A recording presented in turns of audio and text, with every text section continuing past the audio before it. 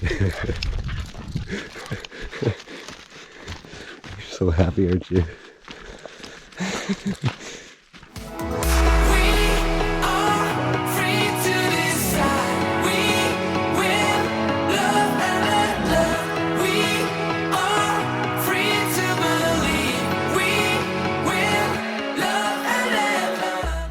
Okay, out here on an early morning walk with Scout, who is absolutely spazzed. So I'm out here walking, and you can easily see fresh tracks in the dirt because of the wind and everything. But look at these tracks here. They go right down the middle, and there's one over on this side, set on this side. Those are coyote tracks. So it looks like at least two coyotes were running. And see how both of its feet, that's probably the front foot, and then the back foot slid into it. So that means it was moving in a gallop. It means it wasn't just walking. It was moving so that it had a gait, which if you look at the tracks, actually I'm seeing two sets.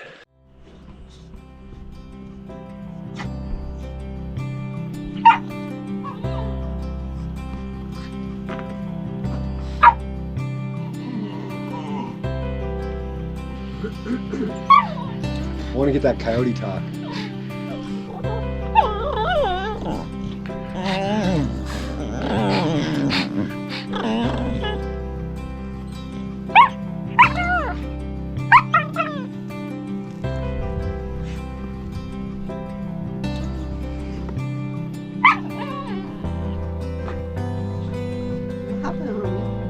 Should get too annoying. Yeah, I don't blame you. You made him go away. You made him go away. You're too intense. Scout. What's up, Scooter? Stop pulling. See how it messes up? Alright, it's Scout's first trip to the dog park ever, and she is a little excited. Too excited. We're trying to work it through, but this is why we need to take her. Yeah, she's like, I want to play. Homie's ready. What do you think, Scout? Is it scary? She's like, I'm scared. Hey, look, they have a little water fountain. Come on. Come on, homie. There's no water in it. Come on, Scooter. Come on, come on, come on. Come on, Scoot. Look at her. She's scared. Hi, puppy. Oh, you're scary. What's up, Scoot? Don't be scared. It's okay. It's okay. You can play. Ooh, agility Scout. You want to go through the tire? What do you think of the dog park? She's having a good time. She's like, this place is awesome. She's doing really well. That is a really sweet playground. Yep. I would film the playground, but there's a bunch of kids there, so we're not going. Alright, so far so good at the dog park. Okay, the dog park was a huge success, and now they're exhausted. Scout did really good. She was a little bit intimidated by the other dogs, but she did real good, saying hi to people and playing, and she knocked Homie over a couple of times, but he don't care, huh, Homie? Okay, it's hard to see. Up there in the shadow, there's a jackrabbit.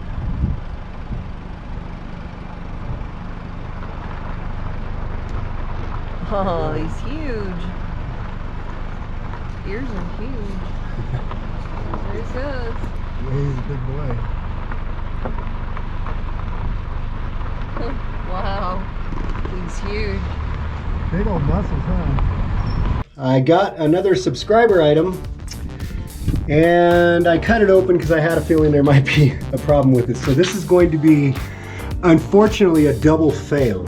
But I'd like to point out that this was transported by UPS ground, and look how they dented the box right where it says fragile, handle with care.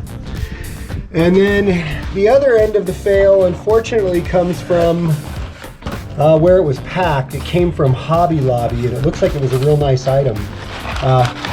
And the guy did, you know, he put this in here to absorb the extra stuff that was Packed by, can't really read that, but whoever packed this, unfortunately, you didn't put enough packing stuff in there, and a tiny layer of this kind of bubble wrap on the bottom of the box is not going to cut it. And so, of course, this is exactly what happened. It shattered. It shattered because the box was obviously thrown like a football all the way across the shipping center, judging by how dented up it is. And it wasn't packed very well. If that had been put with the larger bubble wrap, the kind that's filled with the big air pockets, or even if that had been put in a layer of peanuts on both sides.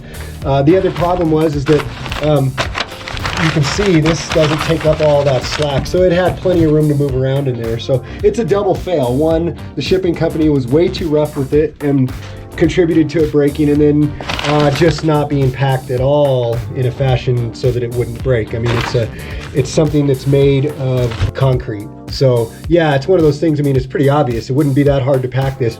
I have ordered things that are far more delicate than this on the internet and had them not break. It just comes down to how they're packed. So, but whoever sent this, thank you very much. It looks awesome.